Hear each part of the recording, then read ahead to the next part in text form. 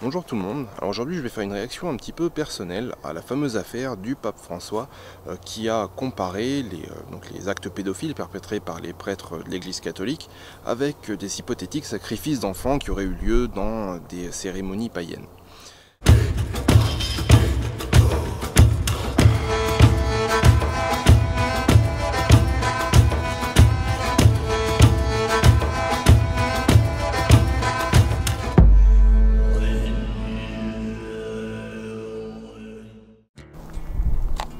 Alors cette déclaration elle a suscité des réactions assez vives puisque certains ont même été jusqu'à créer une pétition carrément pour exiger des excuses publiques de la part du pape François.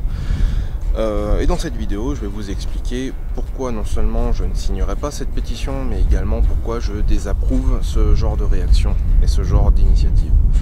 Alors la première de ces raisons, c'est tout simplement qu'on risque de passer pour des cons, parce que la demande qui a été faite d'excuses du pape François pour une calomnie, tout simplement, elle n'est pas fondée factuellement.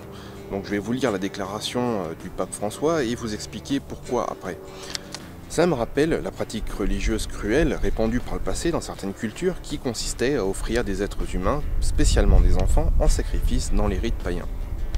Alors en quoi cette calomnie n'est pas fondée? Tout simplement parce que du point de vue d'un catholique, tout ce qui ne relève pas d'une religion abrahamique est par définition païen, et ça inclut toutes les religions et toutes les cultures pré-chrétiennes à travers le monde, y compris certaines cultures et religions dans lesquelles la pratique du sacrifice humain est tout à fait avérée, documentée et attestée historiquement, et notamment en Chine, en Afrique, mais aussi en Amérique du Sud. Et là, je dois rappeler que ce pape, donc le pape François, est originaire d'Argentine. Par conséquent, je pense que dans sa citation, il fait particulièrement référence aux rites de sacrifice qui étaient pratiqués et tout à fait attestés dans tout simplement l'Amérique du Sud précolombienne.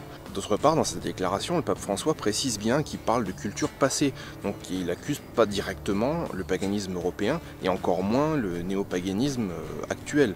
Donc il n'y a pas vraiment lieu de s'offusquer, puisque historiquement parlant...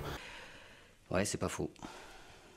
Mais quand bien même le pape aurait tort, est-ce que véritablement c'est légitime de se mettre dans une position victimaire comme ça systématiquement? Parce que si on demande des excuses, c'est quelque part qu'on se met dans une position de quelqu'un qui a été calomnié, qui a été rabaissé. Donc pourquoi être dans cette logique victimaire qui consiste à demander pardon au pape?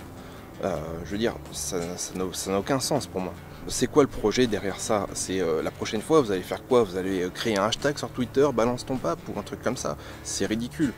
Aujourd'hui, on est dans une société où il ne se passe pas une journée sans qu'on ait tel ou tel groupe d'oppressés qui viennent nous pleurnicher dans les médias pour obtenir réparation face à des oppressions qui sont bien souvent totalement imaginaires. Donc là, je pose la question, est-ce que vous voulez vraiment que les païens rentrent dans ce grand lobby mondial qui a le vent en poupe aujourd'hui, qui est le lobby de la pleurniche? Puisqu'aujourd'hui, c'est ça, il faut pleurnicher pour obtenir des choses. Or, moi je suis désolé, mais je n'ai rien à obtenir du pape. Pour moi, c'est personne, cet homme-là. Je ne reconnais pas son autorité, je ne reconnais pas sa foi, je ne reconnais pas son Dieu. Alors pourquoi je devrais m'offusquer de ce qui sort de sa bouche? Alors vous allez me dire, oui, il a une grande audience, il a des millions de personnes qui l'écoutent sur la Terre. Mais bon, personnellement, j'ai pas encore reçu de messages privés pour me dire vous êtes méchant, vous pratiquez le sacrifice humain. Moi, ça m'a pas du tout ça ne m'a pas du tout porté préjudice dans mon quotidien, et je pense que ça ne le sera pas dans le futur. Et d'autre part, je veux préciser que cette déclaration qu'il a fait, à part justement pour quelques païens qui s'en sont émus, je pense que tout le monde a oublié ce qu'il a déclaré. En revanche, ce que tout le monde a retenu, c'est qu'en ce moment, il y a un scandale énorme qui est en train d'éclater autour de la pédophilie dans l'église, et plus particulièrement dans toutes sortes d'abus sexuels qui ont eu lieu. Je sais que ce soir, il y a un documentaire qui va être publié, qui va être rendu public sur les agressions également de femmes dans l'église, donc de nonnes, etc. Et donc, l'église se trouve au cœur, empêtré totalement englué dans ce scandale international. Et c'est ça que les gens ont actuellement à l'esprit. Je veux dire, il faut arrêter aussi d'être dans une logique de se voir au centre du monde. Donc voilà, ce que les chrétiens pensent de moi, pensent de nous, je m'en fiche éperdument. Je vois pas pourquoi je devrais m'en soucier. Je me sens pas du tout oppressé par eux, je m'en fous de ce qu'ils peuvent raconter. Si je devais commencer à m'arrêter à ça, dès qu'il y a un chrétien qui vient m'accuser de n'avoir rien compris ou de n'être pas encore touché par la grâce divine ou je ne sais pas quoi, je devrais à chaque fois me sentir oppressé, me sentir victimisé quelque part. Or, c'est pas le cas, je m'en fiche complètement de ce que peuvent penser ces gens-là. Par contre, ce qui aurait pu être relevé dans le discours du pape et qui n'a pas été, c'est que le pape met sur le compte en fait de maladies ou des instincts, des bas instincts humains, le fait qu'il y ait des telles agressions sexuelles au sein de l'Église. Et à aucun moment, il s'est peut-être demandé que la négation du corps, la négation des instincts les plus primordiaux de l'homme, qu'est tout simplement l'acte charnel, la reproduction et l'acte sexuel, que l'Église catholique nie complètement, puisque je rappelle que les prêtres font vœu de célibat et les nonnes également. À aucun moment il s'est dit que c'était peut-être ça qui coinçait, qui posait problème. Et donc là, si vous voulez vraiment répondre à ces attaques, je pense que c'est là peut-être qu'il faut appuyer là où ça fait mal, et justement leur démontrer que c'est leur idéal ascétique, que c'est cette négation du corps, que c'est cette négation de l'homme et de ce qui fait l'homme et de ce qui fait tout simplement de l'homme un animal parmi d'autres, et qu'un animal avec des instincts qui sont l'instinct de reproduction, l'instinct de perpétuation de la vie.